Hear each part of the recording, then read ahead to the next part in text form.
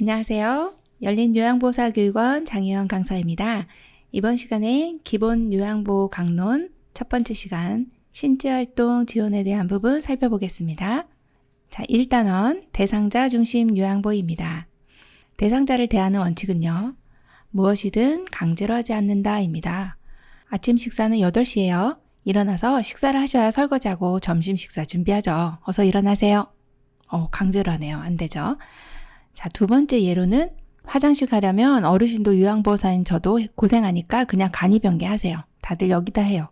자, 이것도 안 되겠네요. 자, 마지막. 지금 목욕 안 하면 다음 주까지 기다려야 해요. 냄새 나니까 지금 하세요. 자, 이렇게 무엇이든 강제로 하지 않는다라고 하는 내용 하나 기억하겠습니다. 두 번째는 수면을 방해하지 않는다입니다. 네, 시험에 출제 많이 되죠. 대상자가 자는 동안 기저귀가 젖었는지 이불을 자주 들추면 수면을 방해하게 되네요. 이렇게 하시면 안 되겠습니다. 세 번째, 억제대는 하지 않는다입니다. 네, 억제대 하지 않는 게 기본 원칙이고요. 이런 경우에는 자세 변환이 힘들어서 욕창이 잘 생깁니다. 또 근육을 움직이지 않아서 근력도 떨어지시고 심장 기능과 인지 기능까지도 저하가 됩니다. 관절도 굳어요. 이렇게 굳어버린 상태를 구축이라고 이야기합니다. 또 골다공증이 생기거나 악화가 되겠습니다. 그래서 억제대는 하지 않는다가 세 번째 원칙이고요. 자, 그리고 네 번째 원칙은 겨드랑이를 잡아 올리지 않는다입니다. 어깨관절이 약해서 인대나 힘줄이 탄력성을 잃고 겨드랑이 잡아 올리시면 탈구될 위험이 높습니다. 이렇게 겨드랑이 잡아 올리지 않는다 기억하시고요. 자, 대상자 대면하기 한번 볼까요? 대상자를 대면할 때 이게 기본적인 원칙 하나가 이제 대원칙인데요. 정면에서 같은 눈높이로 바라보시는 것이 좋습니다. 그리고 그냥 바라만 보시면 안 되죠. 인사하거나 말을 건네주셔야 되겠습니다. 두 번째는 대상자가 시선을 피하는 경우가 많습니다. 자, 이럴 때는 눈을 맞추면서 어르신, 제 눈을 봐주세요 라고 요청해 주시면 되겠습니다. 또 대상자와 멀리 서거나 혹은 위에서 내려다보거나 옆에서 짧게 힐끗 보거나 하지 않습니다. 자, 두 번째는 대상자에게 말하기입니다. 말씀하실 때는 천천히 또박또박 긍정적으로 이야기합니다. 네, 어르신께는 뭐뭐 하지 않아요 이렇게 부정적으로 하지 않고 긍정적으로 이렇게 해주시면 좋겠습니다 라고 이야기하시는 게 좋습니다. 그리고 치매 말기로 갈수록 이제 말씀이 없어지시죠. 대답하지 않더라도 지속적으로 이야기합니다. 두 번째, 졸고 계실 때는 침대판을 두드려 대상자를 깨운 뒤에 말씀을 해주시고요. 또 세 번째 내용은 상당히 중요한 내용입니다. 아무 말도 하지 않는 대상자에게도 말을 겁니다. 제가 왔어요. 기분 좀 어떠세요? 쌀쌀하니까 이불 덮어드리겠습니다. 이렇게 해주시면 얼마나 좋겠어요? 네, 어르신 다 알아듣습니다. 자, 네 번째, 말씀하실 때는 명령어나 부정형보다는 긍정형 문장으로 이야기해 주시는 게 좋습니다. 기저귀에 손 넣지 마세요. 이렇게 하시는 것보다는요. 손에 다른 들것을 쥐어주며 이것 한번 만져보세요 하면 너무 좋겠네요. 자, 다섯 번째, 이야기를 하고 3초 이상 기다려주시는 것이 좋습니다. 이해하지 못하면 표현을 바꾸어 다시 이야기해 주시고요. 여섯 번째는 대상자의 눈높이에서 보여주며 말을 합니다. 입을 벌리세요. 식사하실 때 이렇게만 하는 것이 아니라 어르신 싱싱한 나물이 아삭하게 보여요. 이거 한번 드셔보세요 하면은 먹어볼까 하면서 맛있게 드실 겁니다. 자, 대상자 만지기입니다. 대상자를 만질 때는 상냥하게 웃으며 천천히 쓰다듬듯이 감싸듯 하여 만져주시고 손바닥 전체를 이용해서 대상자 피부의 넓은 면적이 닿도록 밑에서부터 받쳐서 살짝 잡아주십니다. 너무 세게 잡아주시는 것이 아니라는 뜻이죠.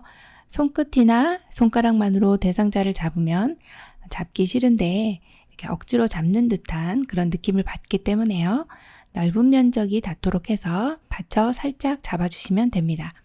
또 세 번째로는 급격한 행동으로 붙잡거나 핥히거나 꼬집거나 때리지 않습니다. 이거 거의 이제 노인 학대에 준하는 내용입니다. 네, 안 되겠죠. 자, 네 번째는 인지를 자극하기 위해서 이제 어르신의 손이나 얼굴을 만진다. 그러면 뇌에서 이제 중추신경에서부터 나오는 뇌신경들이 얼굴로 12개 중에서 11개가 얼굴로 다 이렇게 연결이 되어 있습니다. 그래서 얼굴 만지고 손을 만져주시면 인지가 굉장히 자극이 돼요. 그래서 인지 자극하기 위해서는 손이나 얼굴 만지는 것이 아주 효과가 있다고 봅니다. 자, 대상자 일어서게 하기 보겠습니다. 느리더라도 부축하지 말고 가급적 혼자 움직이게 합니다. 손이 닿을 수 있는 만큼만 떨어져서 대상자를 지켜봐 주시면 되고요. 두 번째로는 대상자가 스스로 움직이는 동안 기분 좋은 이야기를 하며 격려해 주시면 좋겠습니다. 자, 일어서기의 장점은 정말 많은 장점이 있는데 그 중에 이제 첫 번째는 골격근의 근력 유지에 좋습니다. 또 뼈와 관절에 힘을 가해 골다공증에 도움이 되고요. 순환기를 자극하여 혈액순환에 도움이 되고 호흡기를 자극하여 폐활량에 도움이 됩니다. 이렇게나 장점이 많으네요.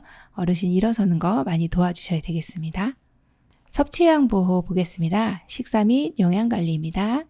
표준교재 223페이지 참고하시면 됩니다. 노인의 영양 상태를 관찰하겠습니다. 자, 영양 부족의 위험 요인은 너무 적게 드신다든지 영양적으로 불균형적인 식사를 하신다든지 약물을 사용하세요. 또는 고령 자체가 영양 부족의 위험 요인이 됩니다. 급성이나 만성 질환이 있을 때도 영양 부족의 위험 요인이 되고요. 사회적 고립, 빈곤, 우울, 알코올 중독 같은 경우도 영양 부족의 위험 요인이 되겠네요. 그리고 연하곤란이나 오심도 역시 영양 부족의 위험 요인이 되겠네요. 자, 그럼 두 번째로 영양 부족의 지표 보겠습니다. 대표적으로 상처 회복 지연, 탈수, 체중 감소, 신체 기능 저하, 마르고 약해 보임, 이런 내용들, 이런 것이 이제 지표인 것이죠. 이런 상태가 되면 영양 부족입니다 라고 보이는 것이 영양 부족의 지표가 되겠습니다. 자, 식이의 종류에 대해서 살펴보겠습니다. 일반식 드시는 분들은 치아에 문제가 없고 그리고 소화가 잘 되는 대상자 분들이 이러한 일반식을 드시겠죠.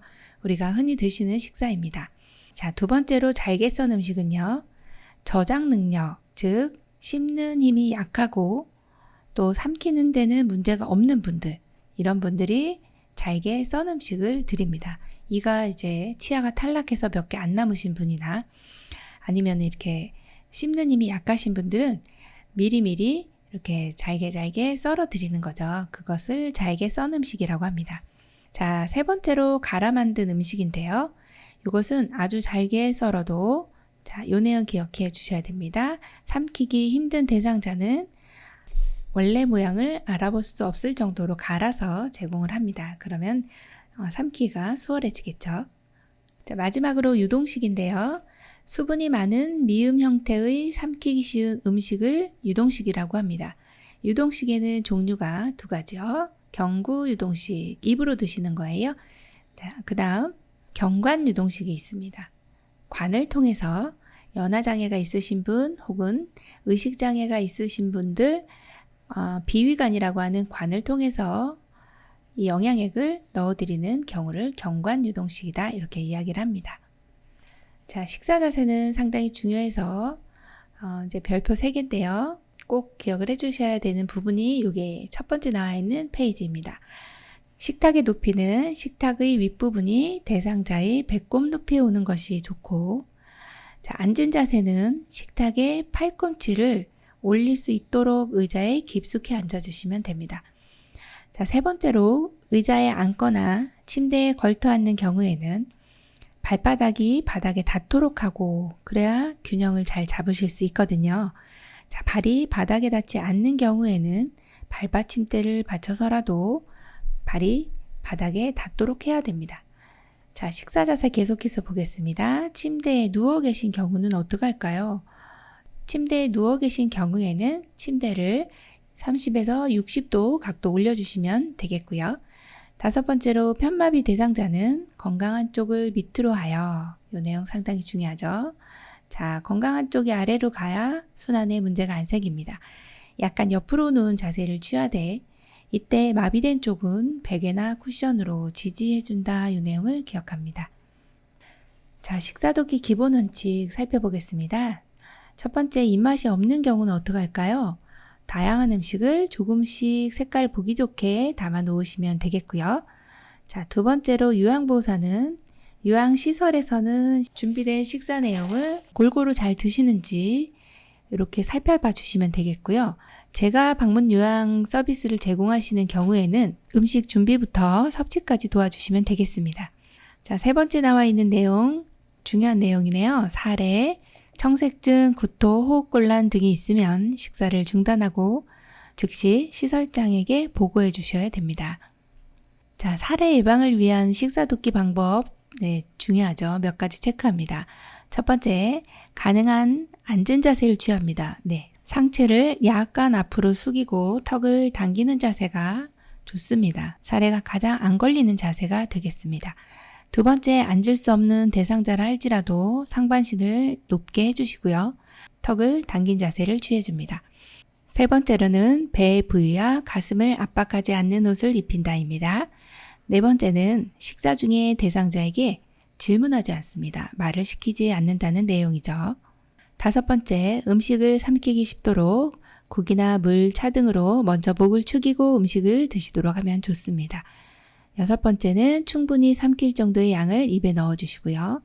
완전히 삼켰는지 확인한 다음에 다음 음식을 넣어주시면 사례가 덜 걸리겠죠. 특히나 수분이 적은 음식은 삼키기 어렵고 신맛이 강한 음식은 사례가 잘 들립니다.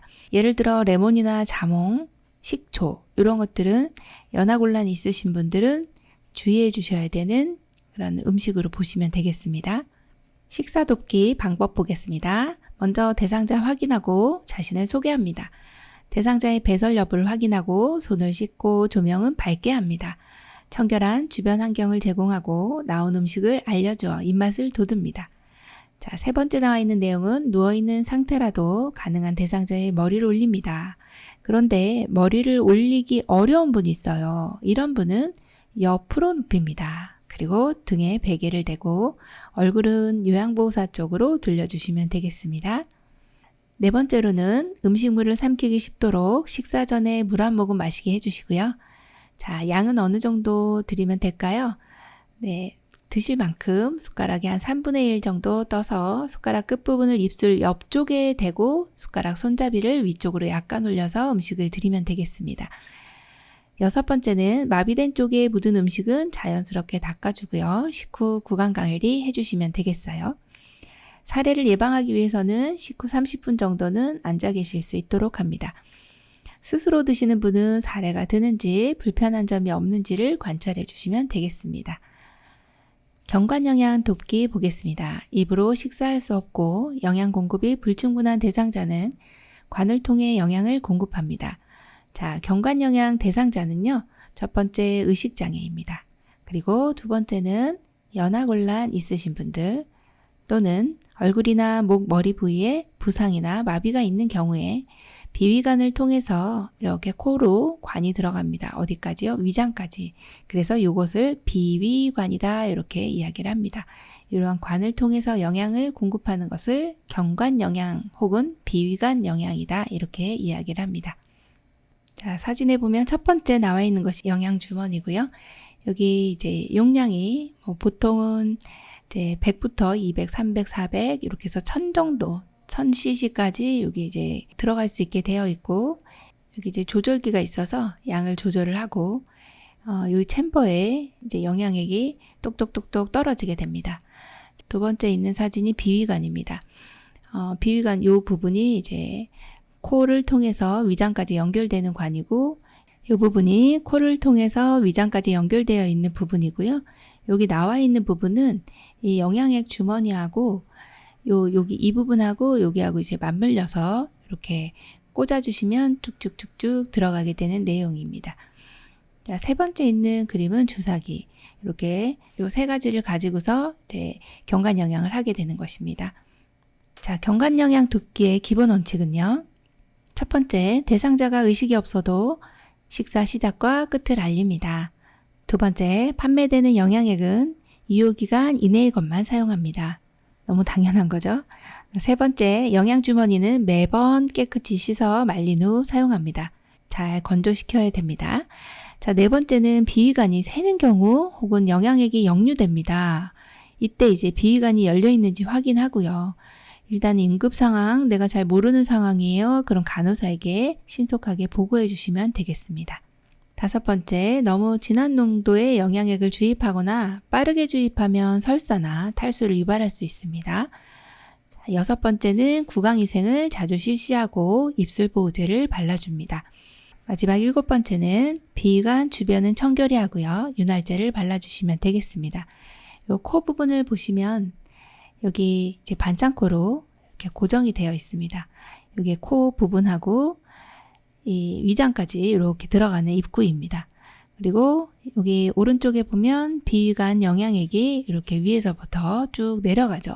그러면 이 비위관은 요 위장이 요 대상자의 배 중간 정도에 있잖아요.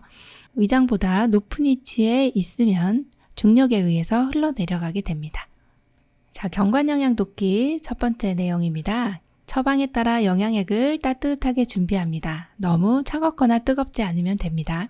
두 번째는 대상자를 앉게 하거나 침상머리를 올리고 영양액은 위장보다 높은 위치에 겁니다. 세 번째로 경관영양 주입 시 오심, 구토, 청색증이 나타나면 비위관을 잠근다 이 내용을 먼저 기억해 주셔야 됩니다. 비위관을 잠근다 이 내용은요. 일단 경관영양 주입을 중단한다 이 소리입니다. 잠근 후 즉시 보고한다. 이 내용 기억해 주시고요. 마지막으로 경관영양 주입 후에 대상자의 상체를 높이고 소화되실 수 있도록 30분 정도 앉아 계시게 하시면 되겠습니다.